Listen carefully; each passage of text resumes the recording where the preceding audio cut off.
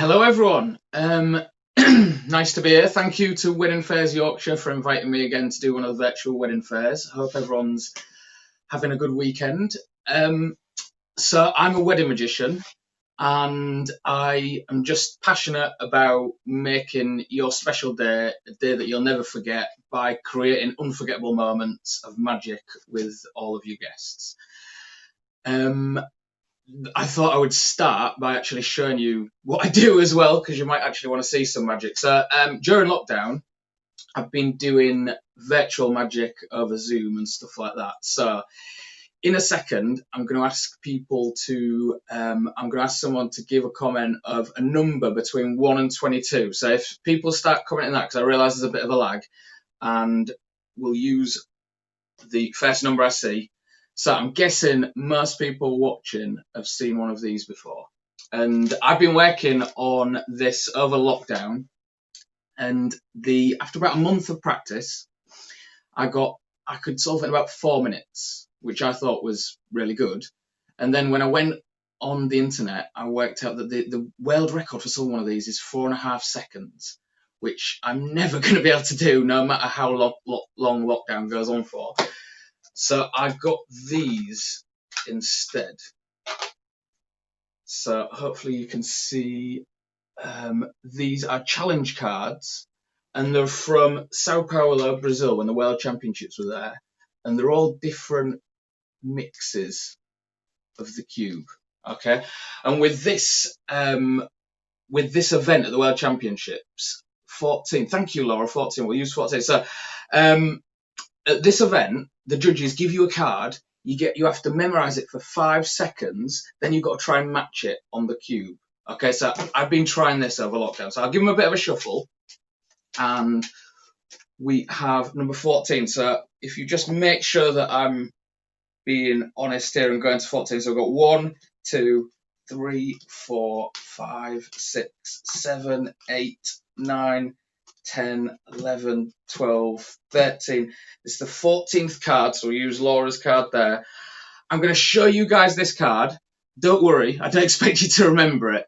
But if you just familiarise yourself with maybe a pattern that you see or anything like that, and then I'll have a look. I'm going to look away so I don't cheat on the 5 seconds. So if you all have a look at that. Okay, and I'm going to put the rest of the cards in here.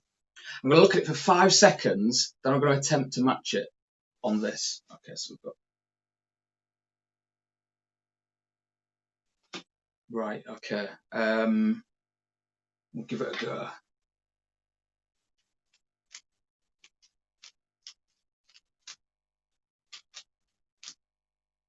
It normally takes about 3 hours, so is that all right? Is everyone all right with that? Yeah.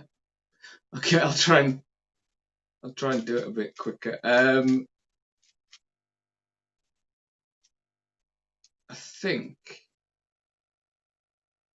yeah. If we just have a look, hopefully you guys can see. Is that a match? You guys can see all of that. I think that's pretty good. It's pretty weird doing this when no one actually is reacting to it as well and anything. That's strange. But thank you. I got a reaction. Fantastic. Thank you. So the thing is that's all right, but the main event at the World Championships is solving the cube in the quickest time. It's like the 100 meters in the Olympics. So I had a dream the other night that I was on the stage in front of the judges, and all I had to do was just wave the cube like that, and then it's solved in less than 4.5 seconds. But the thing is, if I actually went to the World Championships, the judges would probably go online, they'd see I'm a magician, and they might want to see a card trick or something. So I thought I could wave the cube over the cards that they've got, and then all of the judges' challenge cards would then actually solve as well. So, oh, thank you, Leslie. Lovely to hear from you. I'll do some more magic in a bit, but first I thought I would oh, thank you. I thought I would explain a bit of the most common questions I get asked. So the most common question is, when on your wedding day would I book you. So there's two times that are the best times to book. The first time is directly after the ceremony at the drinks reception. So it's a really good time because you are generally off having your photographs taken. I can go around the guests that aren't needed at the time of the photographs and entertain them all. And the really good thing I like as well is when I actually go up to a group, generally they think I'm a guest. I start chatting to them and then start sort of blowing their mind with all the magic. And with the first group start reacting and everybody else is sort of looking over and wondering what the hell's going on. And they want to be in on the action. So generally, I'm just have people coming up to me all the time, say, "Oh, can you come to our group next? Can you do us next?" So that it really creates a real nice atmosphere.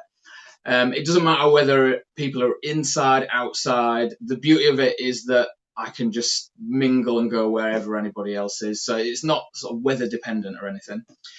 And the other thing is I've got some special routines that I just do for brides and grooms. So generally I wait until maybe we've sat down or just before you're going to sit down and get you to a side with the photographer. We pick a really nice place to get some really beautiful photographs. And then I show you some magic routines that I only ever do for newlyweds.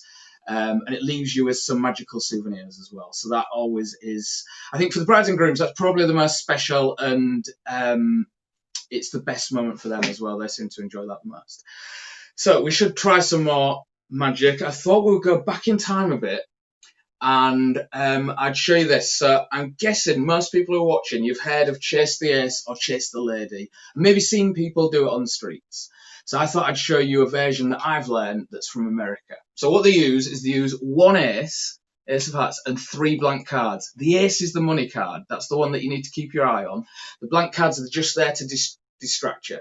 Okay, so to try and get people to part with their money, they actually take out one of the blank cards, put it down, and then they take the ace and put the ace in the middle of the 2 blank cards like that. And then they ask the spectators, if they ask them now where the ace is, they'd know it was in the middle. Okay, so they'd win the money. So they have to confuse them a bit by shuffling the cards. So they take the cards and they go blank card to the bottom, ace to the bottom, blank card to the bottom, and ask people where the ace is. Now, because I've gone 1, 2, 3, and I've got 3 cards, it should be in the middle, which it isn't. It's actually none of those cards, and it's down on the table over there. Okay, so that generally confuses people a bit. So they do it again. So they take one of the blank cards, they put it on the table, they take the ace, and they very fairly, again, put the ace in the middle of the 2 blank cards. They have to shuffle it again, so they go blank card to the bottom, ace to the bottom, blank card to the bottom. Ask people where the ace is. They saw nothing different, so they go for the middle, which it isn't. It's none of those cards, and it's on the table again. Okay. The last time they do it, they have to do it differently, because if they did it the same every time, people would start winning money, and that's the last thing that they want. So they show everyone the blank cards. They take one of them, put it on the table, and then they take the ace and they put the ace in the middle there. And then again, they shuffle the cards. They go blank card to the bottom, ace to the bottom, blank card to the bottom. Now, when they ask people where the ace is, most people guess the table because I've seen it go there twice, which obviously it isn't. It's a blank card. What really confuses people is if they've gone for the middle, this time they'd have got the ace. But if they'd have gone for the left, they'd have got the ace. And if they'd gone for the right, they'd have got an ace as well. So that's just a bit of magic that people used to do back in the day. If you've got any questions, please ask away and I'll get to them. But the other question I get a lot is, what kind of stuff do you do? Obviously, the stuff that I'm doing now is stuff that I've chosen for the purposes of this. Most of what I do when I'm at a wedding, it's really interactive. It's just, I'll obviously include the spectators as much as possible, because that's how magic feels most personal, most amazing, is when it's actually using your decisions and your thoughts and everything. I'm really in love with card magic, so I do a lot of card magic, and I've over the years practiced a lot of sleight of hand, and that's what I enjoy doing. But I've been getting into a lot of more the mind reading, sort of the Derren Brownie type stuff as well, and people just seem to love that as well, so I've been doing that a lot. If you're actually getting married pretty soon, then you don't have to worry about that, because I've actually got a few events, I mean small socially distanced events coming up, hopefully that are going to go ahead, and I've got routines that I've designed just to be social distanced as well. So if you are having any kind of like celebration anytime soon and you're struggling for entertainment, then I can do socially distant entertainment as well. The best place to sort of see me really is on all of the social media. I've got I think there's about 150 videos of me now, on Facebook, YouTube, Instagram, everywhere, of me performing. I went to Africa at the beginning of the year and did some magic there, so some real nice videos about that. And also I mentioned I've been doing a lot of virtual magic, so I've been doing that over Zoom. I've got a couple of virtual shows that I do.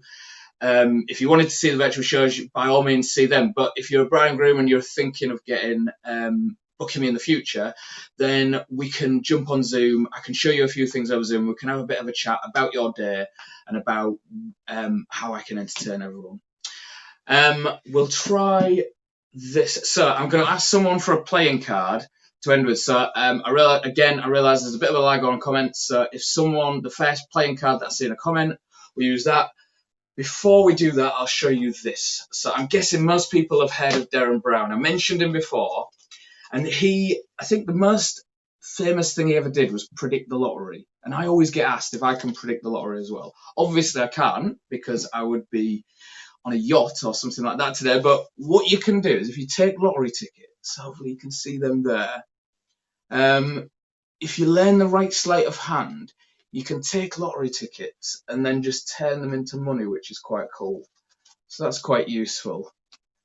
And hopefully you can see the Queen's face there is real £20 notes. I don't like to carry too much money around, because when you go to weddings and stuff like that, then it's weird if I have too much money. So I always turn it back into the lottery tickets. So I've got there. We've got, everyone seems to be picking the Queen of Hearts. That is really weird how everyone's gone for the Queen of Hearts.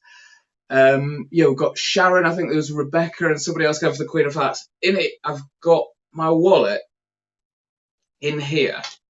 And if I show you the wallet, I've got one envelope in the wallet.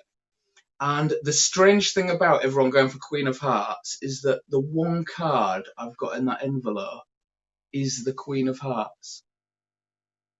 So thank you very much, everyone, who picked the Queen of Hearts. The last thing I will do is just show you I've been trying to think of a way that I can give my business card out during COVID, because obviously that's sort of frowned upon. But apparently heat actually kills sort of the virus. So I've been trying to come up with a good way of safely giving out my business card. So that is my business card. There's my logo. If you want to find me on social media, please do. Thank you to everyone at Fayres Yorkshire for having me today. And nice to see all the other suppliers. I'm going to enjoy watching all the other suppliers as well. Thank you very much, and enjoy the rest of your weekend.